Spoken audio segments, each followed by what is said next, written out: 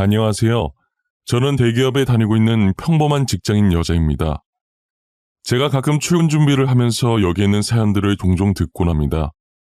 여기에 올라오는 이야기들 들을 때마다 드라마 내용이 아니라 진짜 저런 일들이 실제로 일어난다고 하면서 놀라곤 했었는데 그런 일이 저한테도 일어나고 말았어요.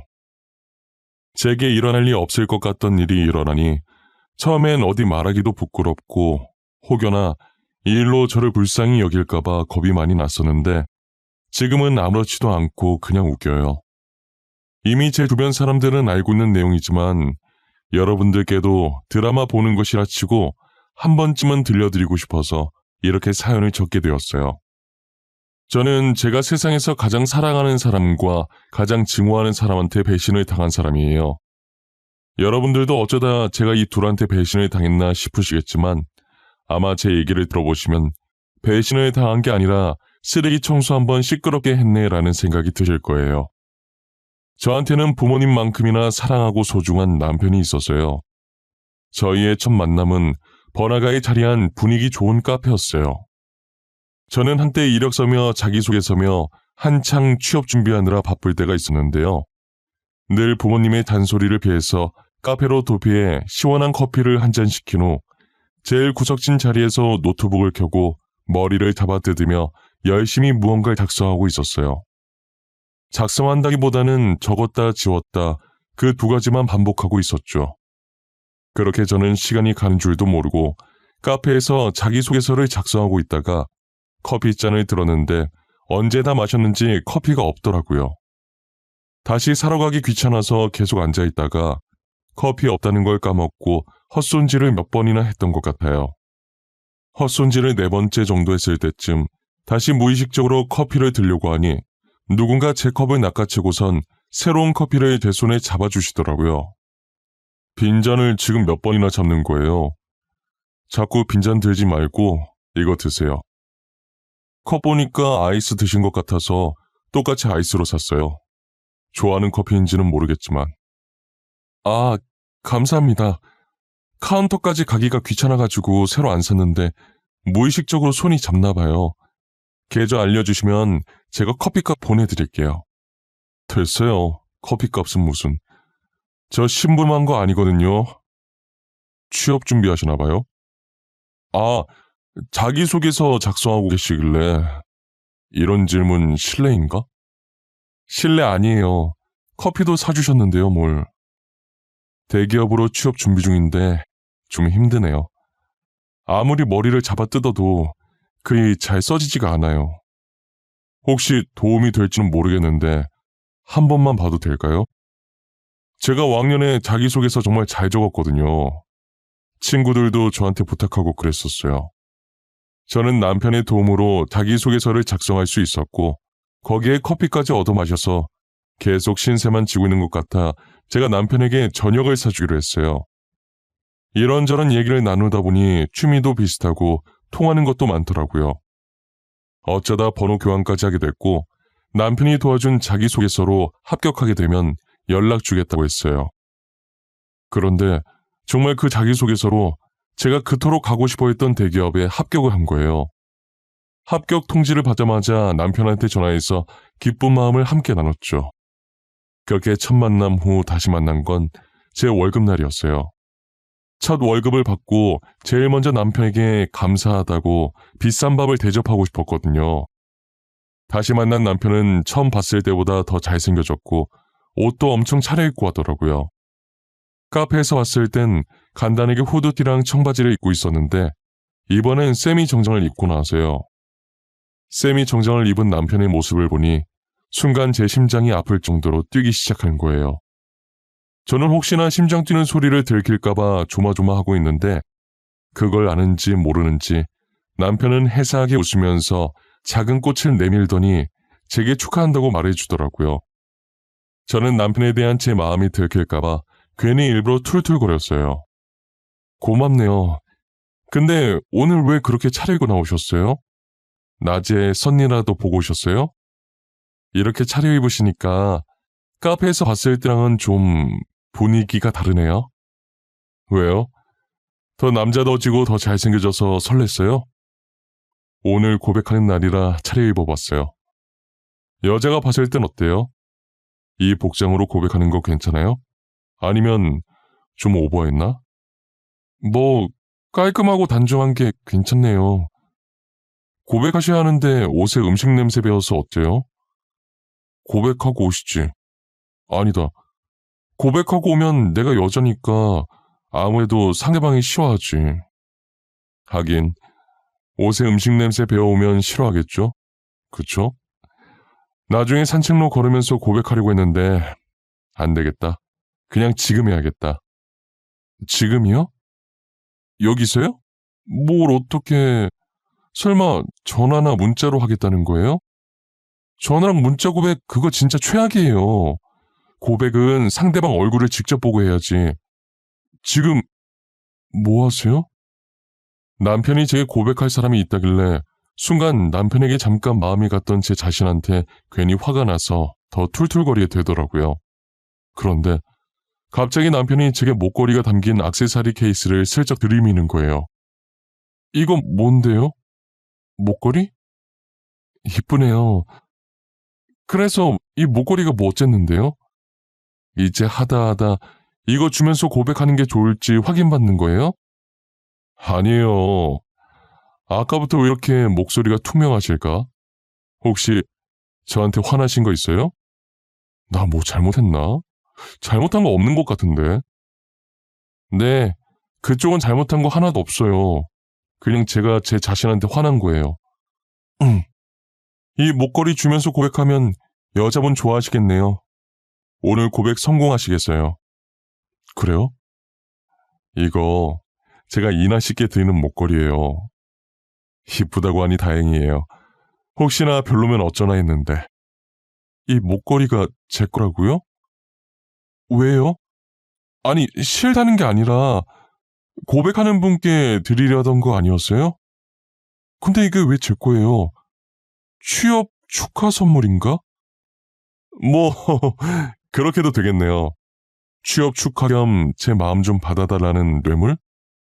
이렇게 고백할 건 아니었는데, 사실 카페에서 처음 봤을 때부터 이나 씨한테 반했었거든요. 저는 목걸이 주면서 고백하는 게 좋을지 확인받는 거냐고 심술 가득한 목소리로 대답했었는데 알고 보니 그 목걸이의 주인이 저였던 거예요. 남편은 이렇게 고백할 건 아니었지만 카페에서 처음 봤을 때부터 자기 이상형이라 반했었다고 결혼을 전제로 자기랑 진지하게 만나보면 안 되겠냐고 하더라고요. 웃으면서 그렇게 얘기하는데 제 심장은 또 마음대로 힘차게 뛰기 시작하더라고요. 저는 잠시 상황 파악이 안 돼서 멍하니 떨떠름하게 있다가 남편이 자기 말 듣고 있는 거냐며 제 눈앞에 손을 왔다리 갔다리 하는 바람에 정신 차리고 고개를 세차게 끄덕였어요. 그렇게 저희의 연애는 마치 연애가 처음인 새내기처럼 풋풋하게 시작하게 되었어요. 저는 여러분도 알다시피 대기업에, 남편은 부모님 회사를 물려받으려고 후계자 수업을 듣고 있었어요. 사실 저도 연애만 했을 때는 남편 집안이 어떤지 잘 몰랐다가 상견례 하면서 알게 됐어요. 카페에서 봤을 때 대충 걸쳐도 귀티나 보이더니 역시나 어느 기업의 아들이었던 거죠. 부잣집 도련님이라고 해서 제 태도가 바뀌거나 남편의 태도가 바뀌거나 하진 않았어요. 제가 자신보다 못한 집안이라고 무시하지도 않았고 저도 저보다 부유한 집안이라고 해서 속물처럼 행동하거나 불편해하거나 하지 않았어요. 서로 좋아서 만난 것이기 때문에 저희에게 집안은 아무 필요가 없었거든요. 서로에 대한 마음만 변함없다면 아무래도 괜찮았어요. 저희는 빨리 결혼하게 될 줄 알았는데 3년 정도 긴 연애를 하고 결혼을 약속하게 됐어요. 이미 상견례는 다 마친 상태였고 결혼식 날짜만 다가오기를 기다리고 있었죠. 그러다 갑자기 저희 회사의 중요한 프로젝트가 앞당겨지면서 결혼을 3일 정도 뒤로 미뤄야 할 것 같은 상황이 생긴 거예요. 급하게 결혼 날짜를 변경할 수 없겠느냐고 예식장이 연락을 드렸지만 이미 예식장에 다른 날짜들은 예약이 꽉 차서 변경할 수가 없겠더라고요. 그렇다고 취소할 수도 없는 노릇이고 결국은 결혼식을 예정된 날짜에 하고 신혼여행만 미루게 됐어요. 그렇게 저희는 결혼식만 올리고 바로 신혼집으로 들어갔어요. 신혼집에서 첫 저녁밥을 차려 먹는데 이제야 결혼했다는 사실이 실감나면서 기분이 참 묘하더라고요.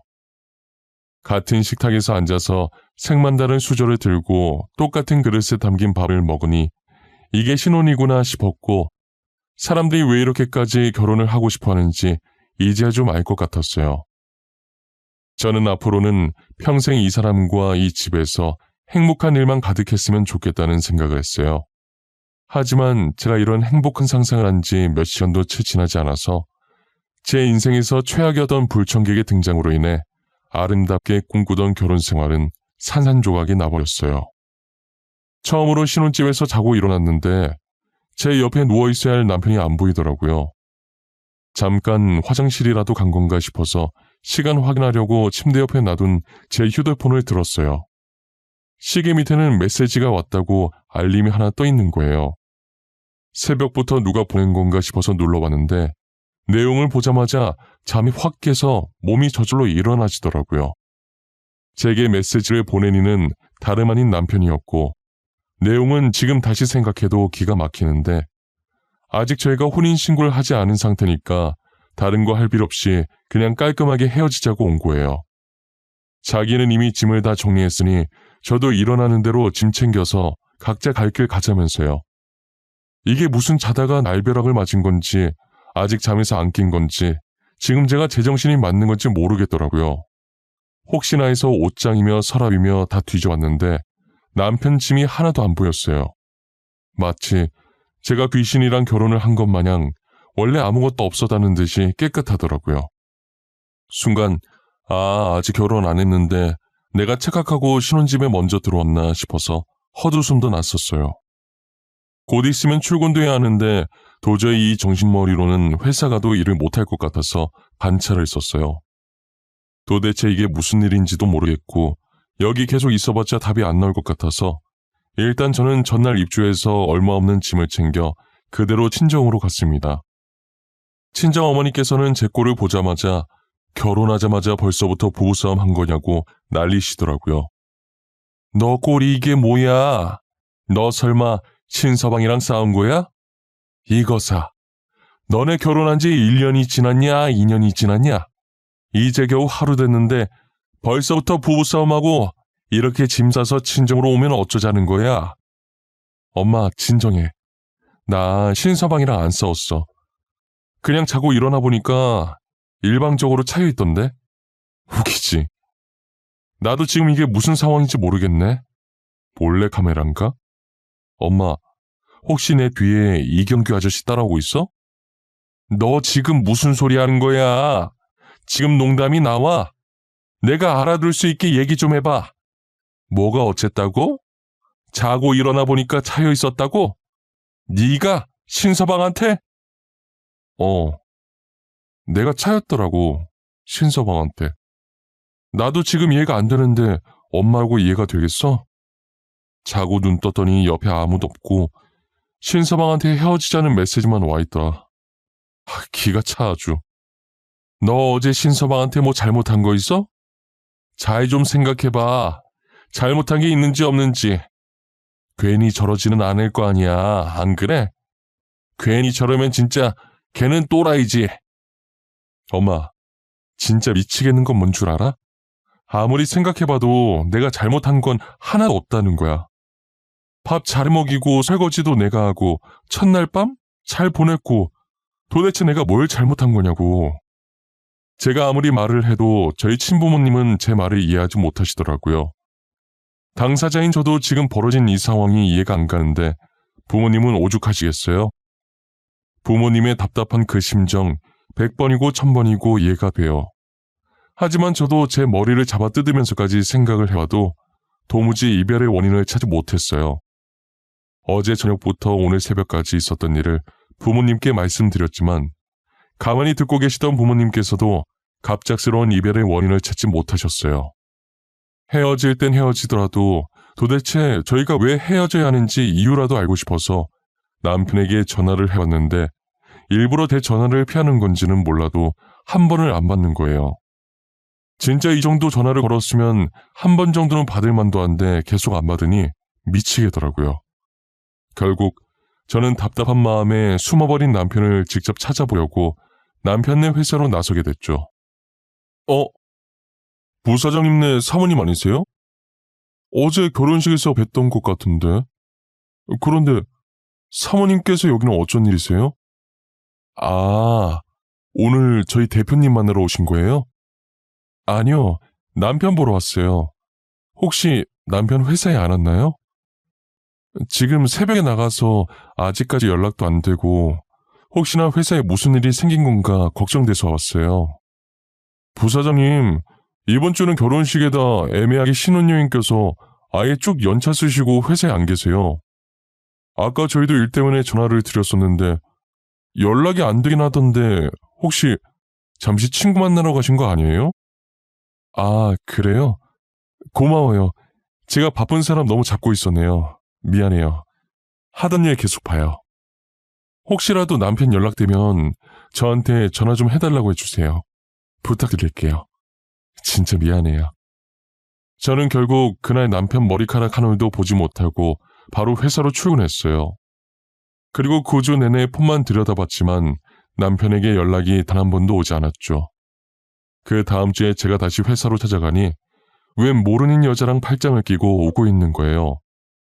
사람을 일주일간 피말리게 해놓고 자기는 실실 웃고 있는 모습을 보니 피가 거꾸로 솟는 기분이더라고요.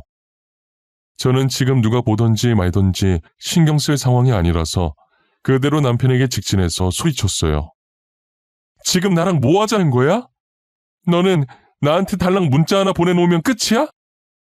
야, 설명을 해보라고. 지금 이게 무슨 상황인지 당장 설명하라고! 이나야, 내가 다 설명할게. 그러니까 여기서 이러지 말고 우리 나가서 얘기하자, 어? 여기는 보는 눈도 많고 봐봐. 지금도 저렇게 우리 쳐다보고 있는 사람들이 있잖아. 지금 네 행동이 쪽팔린 줄은 아나 보지? 나 절대 안 나가. 내가 왜 나가? 그냥 여기서 말해. 내가 지금 네 체면까지 생각할 상황이야? 회사 다 엎어버리기 전에 말해! 알겠어. 말할게. 사실 내가 2달 전에 아주 잠깐 권태기가 와서 만난 여자거든. 진짜 딱 한 번 실수했는데 임신이 되어버려서 어쩌겠어. 내 앤데 내가 책임져야지. 안 그래? 뭐? 지금 이 여자가 뭐를 했다고? 임신? 방금 임신이라고 했어? 이게 진짜 미쳤나? 야! 그때 결혼 날짜 잡은 후잖아. 이놈이 결혼 날짜까지 잡아놓고 이 짓거리를 해? 이거 아주 제정신이 아니네? 알고 보니 잠깐 만난 여자랑 딱 한 번 실수한 게 바로 임신이 되어버리는 바람에 제게 이별을 통보하고 급하게 근처 교회에 양해를 구하고 둘이서 몰래 결혼식을 올린 뒤 신혼여행을 갔다 왔다는 거예요. 누구는 일주일간 피말렸는데 누구는 결혼식에 신혼여행까지 야무지게 갔다 오고 이게 드라마도 아니고 실제로 일어날 수 있는 일이냔 말이에요. 가만히 듣고 있자니 현실은 제가 무엇을 상상하든 제 상상보다 그 이상이더라고요. 정말 기가 차서 웃음도 안 나오고 화도 안 나오고 아마 당해본 사람만 제 기분을 느낄 수 있을 거예요. 어떤 여자인지 낯짝이나 보자고 남편 옆에 서 있는 여자 보면 어디선가 본 적이 있는 사람 같더라고요. 가까이 가서 얼굴을 자세히 보는데 분명 본 적은 있는 것 같은데 도무지 기억이 안 나는 거예요. 그러다 상간녀가 남편에게 가자면서 웃는데 목소리 듣자마자 누군지 딱 알겠더라고요. 어이, 잠깐. 내가 전현 어딘가 많이 낯익다 했는데 너 정미숙 아니냐? 아, 맞다. 이름 촌스럽다고 바꿨었지 참. 정미진 맞지? 땡땡 고등학교 정미진 맞잖아. 오랜만이네, 유인아. 이렇게 만날 줄은 꿈에도 몰랐는데 어떻게 여기서 다 만나니? 너는 변한 게 하나도 없구나. 몇 년 만에 만나도 여전해. 그 성질머리는. 나 누군지 알았으면서 한 거야? 너도 여전하네, 뻔뻔한 거는. 너 근데 진짜 소문대로 다 뜯어 고쳤네? 순간 누군지 못 알아볼 뻔했잖아. 고칠 거면 돈 좀 더 주고 달 고치지. 조만간 코에 실리콘 빠지겠어. 지금 내 걱정할 때가 아닌 것 같은데 너 이제 남편한테 버림받은 거 소문 다 났겠다. 쪽팔려서 고개를 어떻게 들고 다니니? 나 같으면 쥐구멍이라도 찾아서 들어가겠어. 남의 남자 뺏은 너도 고개 잘 들고 다니는데 나라고 못 들고 다닐 이유 없지 않아? 내가 무슨 죄를 지었다고 고개를 숙이고 다녀? 지은 죄도 없는데 더 당당하게 다녀야지. 그래, 역시 유이나답네. 자존심 없으면 시체인 너다운 대답이야. 멋있다, 야. 그럼 고개 들고 잘 다녀봐. 그게 얼마나 갈 수 있을지 모르겠지만 말이야. 정미숙, 지금 다들 너한테 사모님 하면서 웃어주니까 네가 진짜 사모님이라도 된 것 같지? 뒤에선 다 임자 있는 남자 꼬신 첩이라고 말해, 첩. 알아? 너는 다른 사람들한테 그저 첩일 뿐이야. 첩이라는 제 말에 욱한 건지 아니면 촌스러운 예전 이름을 불러서 욱한 건지 상간녀는 제게 다가와서 뺨을 치는 거예요. 평소에 피부가 약해서 조금이라도 까슬까슬한데 긁히면 바로 상처가 나는 타입이었는데 입술이 살짝 터지고 상간녀의 손톱에 살짝 스쳐서 볼에 긁힌 상처가 생겨더라고요. 저는 상간녀를 보며 방금 네가 한 짓 후회하게 만들어주겠다고 말하고 남편 회사에서 빠져나왔어요. 남편 회사에서 나오자마자 곧장 병원으로 달려가 진단서를 받았어요. 그리고 상간녀 소송을 하기 위해 필요한 증거들을 모으기 시작했죠. 일단 남편 회사에서 저희의 영상을 찍고 있던 사람들 중에 저와 안면이 있는 직원이 있었어요. 그 직원에게 연락해서 익명은 보장해 줄 테니 낮에 찍었던 영상을 달라고 해서 받아냈어요. 저희가 결혼을 했었다는 내용과 결혼 후 제게 무작정 이별을 통보한 것, 바람핀 것, 그리고 상간녀가 제 뺨을 친 것까지 모조리 다 들어있더라고요. 이것을 나중에 소송할 때 증거 영상으로 쓰기 위해서 따로 저장해놨어요. 사실 그 상간녀는 제 고등학교 동창이었고 저랑 친한 사이는 아니었어요. 학창 시절에도 친구들의 남자친구를 뺏고 다니기로 유명했던 애였어요. 심지어 제 남자친구도 몇 번이나 그 애한테 빼앗긴 전적이 있었고요. 저는 그때 이후로 상간녀를 극도로 증오하고 있었죠. 학창 시절에도 그렇고 지금도 그런 것 같고 상간녀는 유독 저한테 열등감을 느꼈었어요. 예쁜 이름도 부러웠고 행복해 보이는 부모님도 부러웠고 하물며 만나는 남자마다 다정했으니 지금 생각해보면 제게 이름과 부모님을 뺏을 수는 없어서 남자를 뺏어왔던 것 같아요. 그런데 이번에 남편까지 뺏고 있으니 이대로 가만히 있을 수가 없겠더라고요. 저는 이 일을 동창들에게 말했는데 동창들도 그동안 골치 아팠던 일이 있었던 거예요. 그 상간녀 때문에 이혼한 동창도 2명 정도, 이제 저 포함해서 3명이 있더라고요. 이것도 우연의 일치였는지는 모르겠는데 이혼한 친구들이 저랑 절친한 사이였어요. 남편 외도 알아차렸을 때 어떻게 했냐고 물어보니까 이미 이혼하고 나서 상간녀가 있었다는 사실을 알아차려서 아무것도 할 수 없었다고 하더라고요. 그러다 한 친구가 다짜고짜 저한테 제 SNS 계정이 공개인지 비공개인지 물어보더라고요. 알고 보니 상간녀가 저희 SNS 계정을 타고 들어가서 남편들한테 접근을 했던 거예요. 다른 친구들 계정을 통해 계속 이 계정 저 계정 타고 들어가는 방법으로요. 제가 비공개하는 방법을 몰라서 만들어 놓은 상태 그대로 쓰고 있다고 했더니 아마도 같은 방법으로 남편한테 접근했을 가능성이 크다고 하더라고요. 저는 친구들에게 혹시 뒤늦게 상간녀였던 거 알게 된 증거 있냐고 물었더니 아마 가지고 있을 거라고 하면서 휴대폰을 뒤져보는데 다행히 증거들이 있더라고요. 지금 상간녀 소송 준비 중이라고 어쩌면 필요할 수도 있을 것 같아서 일단 증거 사진들을 달라고 부탁했어요. 친구들은 흔쾌히 제게 증거 사진들을 넘겨주었죠. 저는 친구들에게 받은 증거들을 남편한테 보냈어요. 보내고 얼마 지나지 않아서 전화가 오더라고요. 지금 나한테 뭘 보내는 거야? 이 사진들이 도대체 뭐 어쩌는데 나한테 협박하는 거야? 도대체 원하는 게 뭐야? 지금 내가 너한테 협박하는 걸로 보여? 하루라도 더 빨리 정신 차리라고 보내주는 거야. 내가 보내준 사진들이 지금 네랑 결혼한 그 여자의 실체야. 알아? 이게 다 그 여자가 저지른 짓들이라고? 거짓말 치지 마. 아니야, 그럴 리 없어. 미진이 그런 애 아니야. 너가 뭔가 오해하고 있는 거야. 내가 전에 네 회사 찾아갔을 때 못 봤어?